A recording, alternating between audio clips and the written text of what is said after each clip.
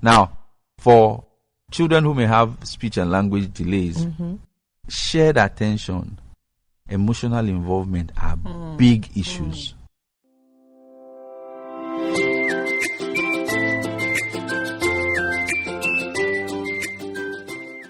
Hello, everybody, and welcome to another episode of Special Moms Africa, the podcast. Real talk on special needs parenting. Of course, you already know who's speaking. That's me, Gabriel Aigbokhaode. And of course, I'm in the studio with the wonderful Obafemi Kemi Luther. I'm here. Yes. I don't know why I have to say it like that, but anyway, that's what we're doing. And yes, today's topic, we are looking at the importance of play in the development of children with special needs. I like to play. What about you? Now, thegoodplayguide.com says play is essential to a child's development and children like to play. It is what they do and it's how they learn.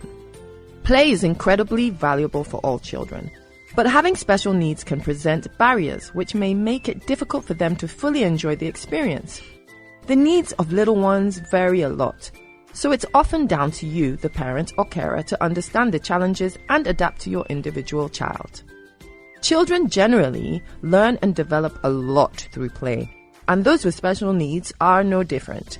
In addition, play can support the specific difficulties your child might have. For example, children with autistic spectrum disorder, ASD, may be less social or imaginative with their play. They may instead show interest in non-toy objects and get enjoyment from things like counting or sorting objects. This is still playing. You can use their interest to encourage social and imaginative play by joining in with the activities they enjoy. So participate with them, play with them. You'll be surprised what can happen.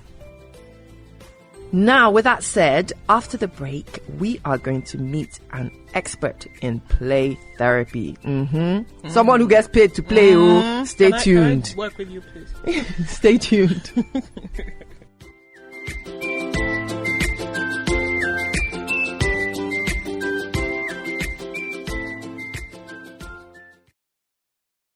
I'm Gabriel Aigbokhaode. If you're enjoying this episode of Special Moms Africa, brought to you by Simone's Oasis and Africa Business Radio, then why not listen to our other podcast, Represented, Storybooks and More for African Kids. Now, don't forget to subscribe, put on your notifications, and share with loads of people out there. Thanks for listening.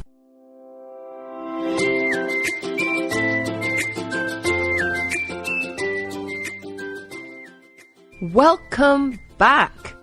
And yes, we are here with our wonderful expert in the area of play. He's shaking his head. He said he's not an expert too. And his name is Aigbokhaode Gabriel. Sounds like a Togolese. Aigbokhaode. I feel like you have to dance. Aigbokhaode. Shake the shoulders. Gabriel. Aigbokhaode. So welcome into the studio. Thank you very much for having me. He looks scared, guys. I don't know what he thinks is going to happen here. I don't know why he's looking scared. So, Mr. Gabriel, let me not butcher your name, Aigbokhaode is currently the program manager at Play Smart Concepts. He has provided support for children with additional needs in and out of mainstream schools for almost 2 decades. So that's almost 20 years. His approach is using sensory motor play as a tool for supporting the children he works with. He has had training in Montessori education, ABA, which we know here as Applied Behavior Analysis, speech development, and child-centered play therapy. Welcome, Aigbokhaode Gabriel. Thank you very much for having me. So, tell us, we've had some background here now on play therapy but what does that actually mean in practice, We can theorize, but what does it actually mean? How does it actually work? Well, first of all, I'm not a play therapist. I prefer to call myself a teacher. I like that. who found play as a tool for supporting children with needs, particularly children with ASD, because that's where my journey really started from. Now, play is the first occupation of a child. Children first learn to move their physical bodies before they learn to do other finer forms of coordination. Do we know why? We developmentally we move from large actions to smaller actions. The fetus will definitely evolve, and the babies will learn to first move. So a child will first of all cruise, stand, walk. So it's all large actions, but those large actions influence the brain. A child needs to crawl because when a child is crawling, the child sends signals via the left and the right side of the brain. So all of this lay the foundation for other finer forms of development. So we typically walk from gross to fine motor. So a neurotypical child, this is automatic.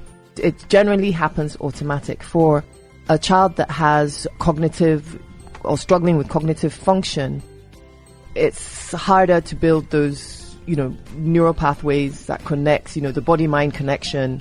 So is that why what you do comes in? Yes. Now, I'll narrow it down for children on the spectrum, or children who have speech and language difficulties. Yeah. Now, the prerequisite skills for speech: eye contact, attention, turn taking, understanding cause and effect, emotional involvement, imitation. None really has to do with the child talking. They're all around the receptive part of language. You just dropped a bomb on people. You realize that, right? Yeah. Because they say, people just imagine speech and language communication is what we're doing now. We're speaking. But there's a whole underlying foundation. And that's where we largely miss it as a people. I was in a school this week where the mom had told me to go in. We had seen the mom, and she just said the school is saying the child needs speech. I had engaged the child at home. Fortunately, I work with myself and my wife work together, so we both engaged the child, and we told the parent, this is not speech. This is not the first thing we need here. We broke it down. And when I went to the school to observe the child in a different scenario, all the things that played out in the house still played out, and he's not sitting, he's not attending, he's not following instructions. The foundations. Now, if those things are not in place, how can the child learn? Now, there are those that will sit and look at you. Physically, they are sitting. Emotionally, they are not there. They are not connecting with you. And that's why for me, when I look at the prerequisite skills of speech and language, affect is very big for me. And that's where play comes in. Because play is the very first tool you can use to engage a child to get that emotional connection. Sustaining eye contact, you can use play. Shared attention, you can use play. Building attention to task, you can use play before you begin to evolve into other parts of development. That's where but because largely our learning environment evolved from physical development. So you're meant to touch your ear before you go to school. So that's how our systems evolved. Just go like now. So we did not see the other parts of development. Right, the hidden. So we just saw physical. So you see children who are physically, they can touch, but they are runners. They'll make you run. We have the runners. We have the ones who are not connected with you. They are the ones who will push certain boundaries. My daughter's definitely the runner. So she's the runner? She's the runner. She's a runner. She keeps us fit. But you see, running is behavior. Yes, it's and it can be modified. Because I walked with a child years ago where before I started walking with him, I saw the person walking with him, and the guy was busy running, and I said, no, this can't work. I can't do this. But I'm not fit enough. But what I now did was use play as a tool, paired myself with play, and once I say stop, as I'm saying stop, I try as much as possible, and that's where issue of ABA, because all of these fields are interwoven. Yes, so you just need to know exactly. what to use. So for me, the tools I use for play are my reinforcers. I've paired myself with them. So I give 2 voice instructions. Stop. You don't stop. I pack up and I leave. So, And the child starts running after me. yes. So it's all about kind of motivation that you find in play for behavioral modification. Yeah, modification. So I don't really need to force the child. Okay, so run, but I'm loving this right now. So listeners will get your pen, paper, pad out, because this is crucial information that you can practically use at home. So run by us a kind of actual scenario, like a child is doing this, you do this, step by step. Give us a scenario. Very simple scenario. Sorry? But If a child hits, Oh, okay. Hitting. For me, so how hitting, would you use the play? No, play hitting is a and then- no-no. So, first of all, I try to draw the line as clear as possible. Yes is yes, no is no.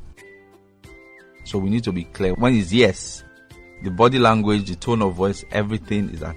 Okay, let's hear your yes with the tone of voice. Give us that yes tone of voice. yes. Oh, why now? Do it.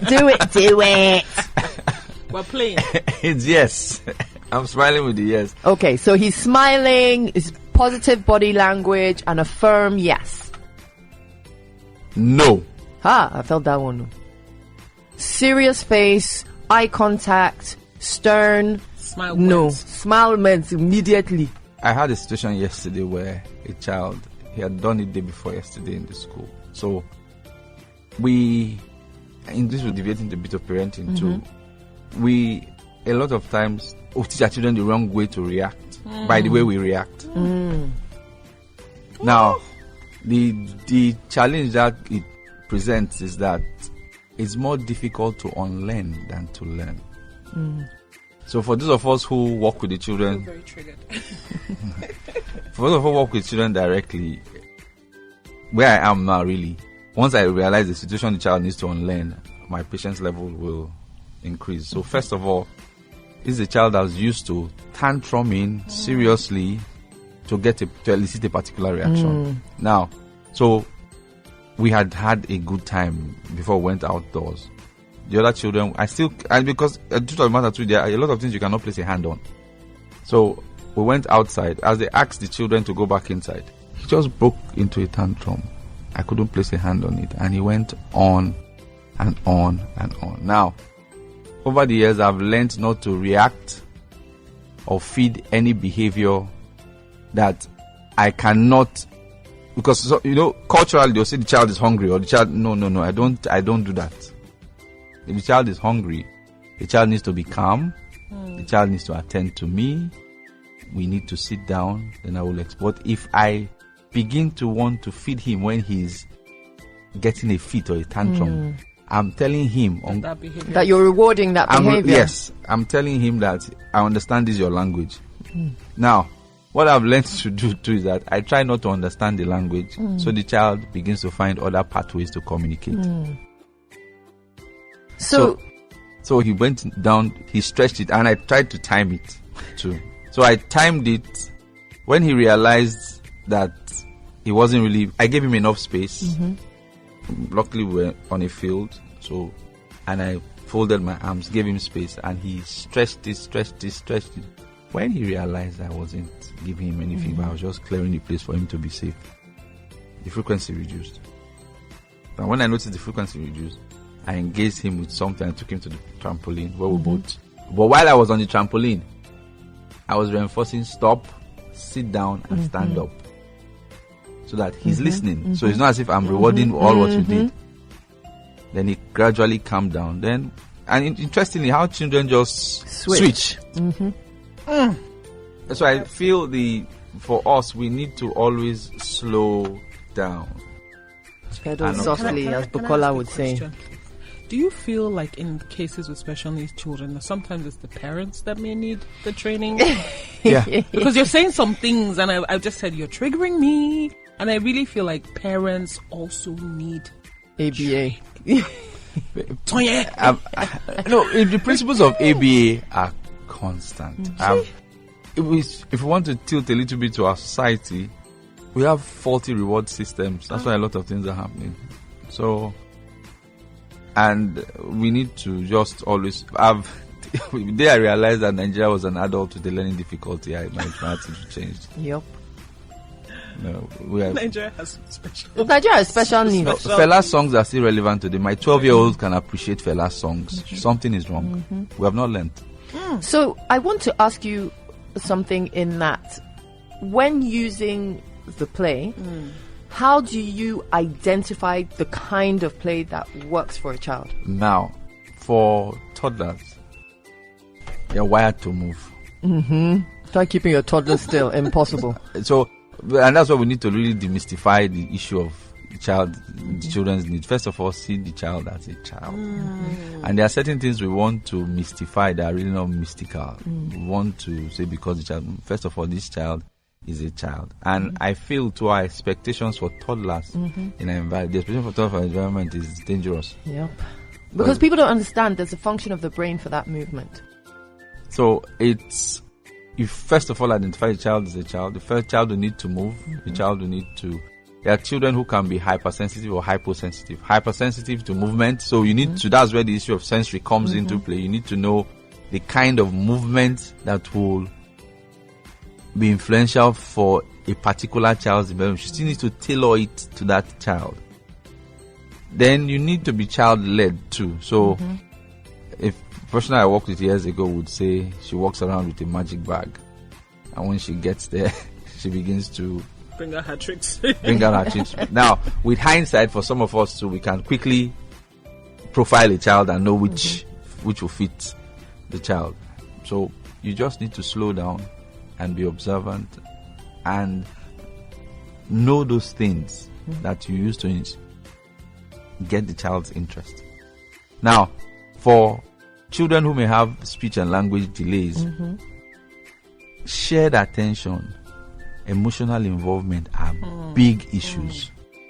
The child needs to share the attention. When babies track their mom, they are sharing attention. They're looking, they're following. Those are big issues. Now, if the child is not sharing attention, then you want the child to sit down, listen, and attend. How? Yeah. And those are the things that we largely take for granted. Because it just happened to us automatically.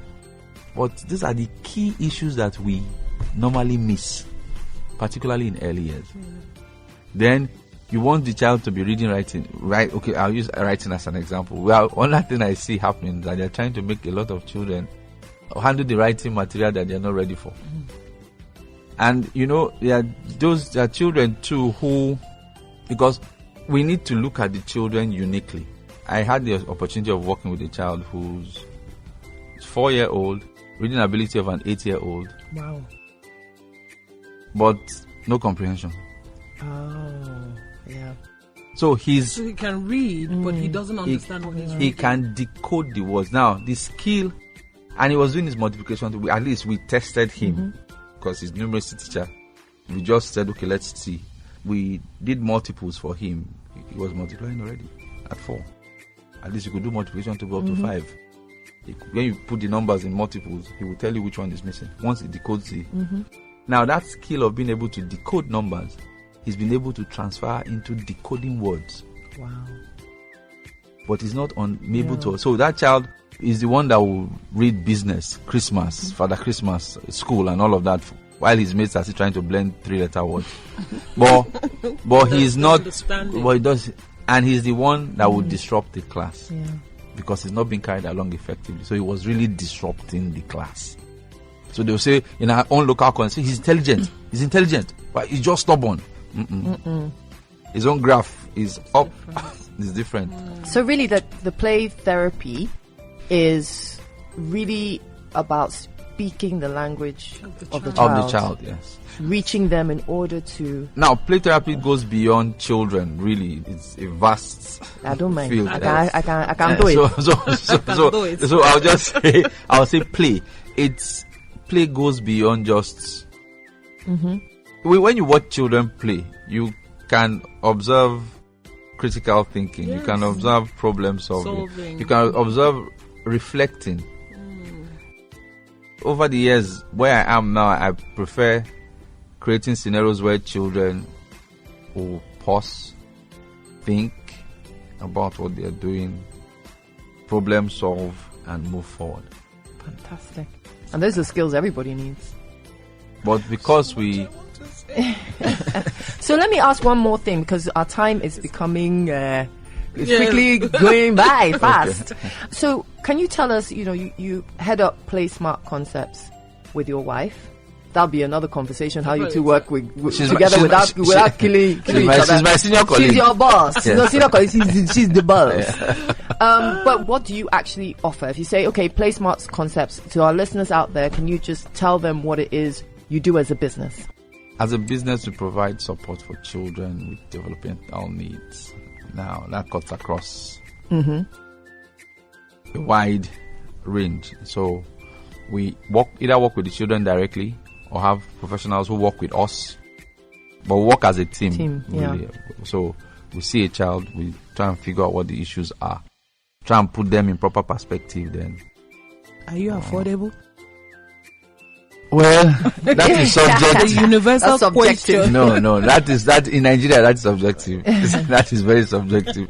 But what I love about what they do at Play Smart Concepts is they do have the child's best interest at heart. They genuinely care and genuinely want to offer the support that's within their capabilities to do. So, it is time. Bing, bing, bing, bing, bing, boom. Don't mind us. So this is the time of the show which we call The Honest Truth.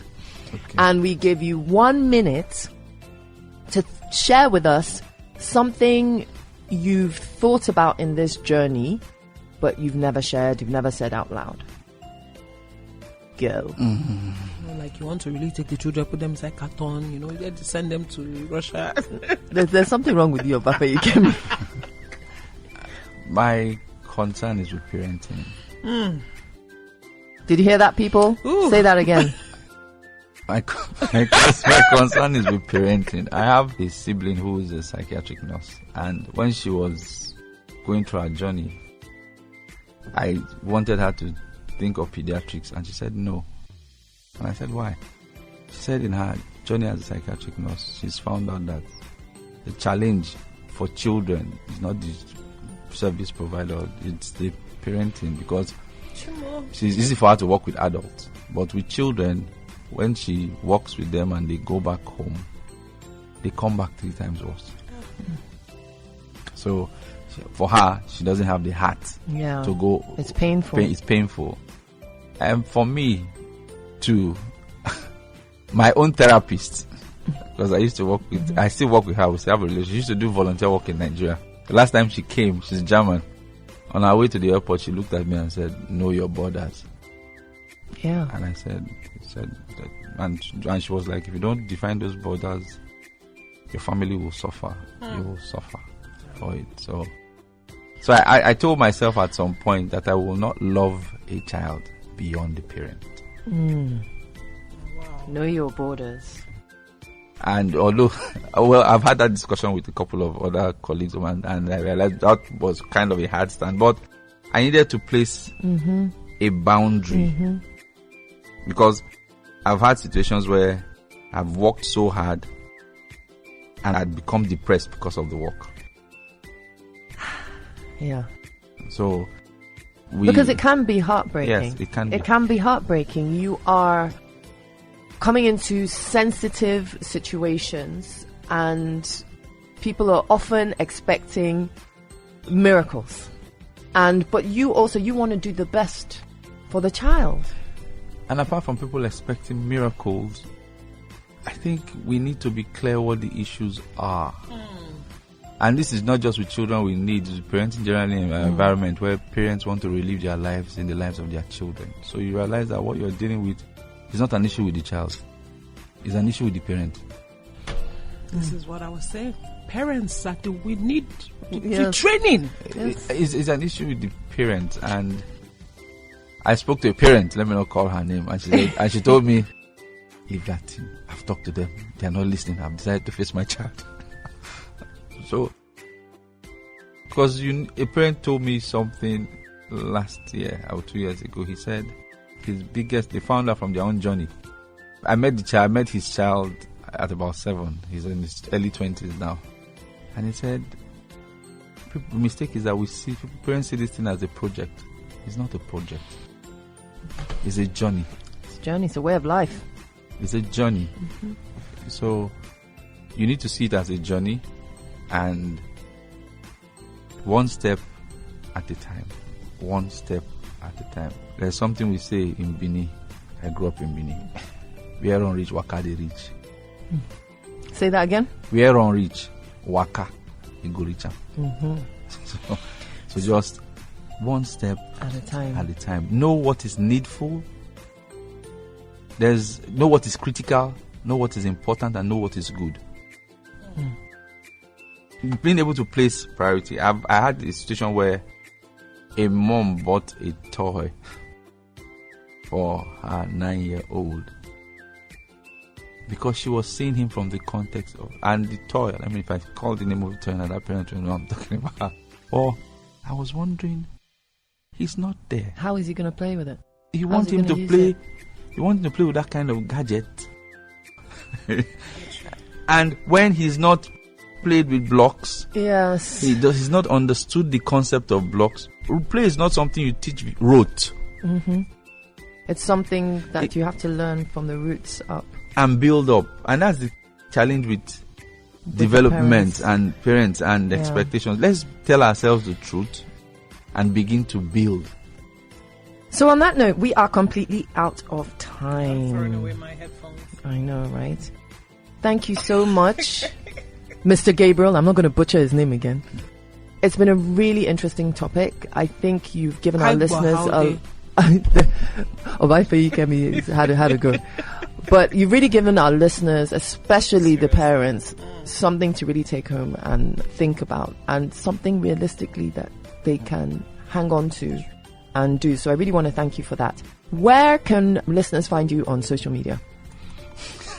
Play Smart Concepts. Okay, I have an Instagram handle, but I'm not so active on social media. Okay, do you have an email? Yes, I do. playsmart00@gmail.com. So that's playsmart00@gmail.com. So that's how you can get hold of Play Smart Concepts. So that's it for this episode. My name is Toye Falogi Ekezie, and I have been in the studio with the wonderful Obafemi Kemi. That's right. So you can find us, of course, on social media at Special Moms Africa, and join us next time for another episode of Special Moms Africa, real talk on special needs parenting. Till then, bye.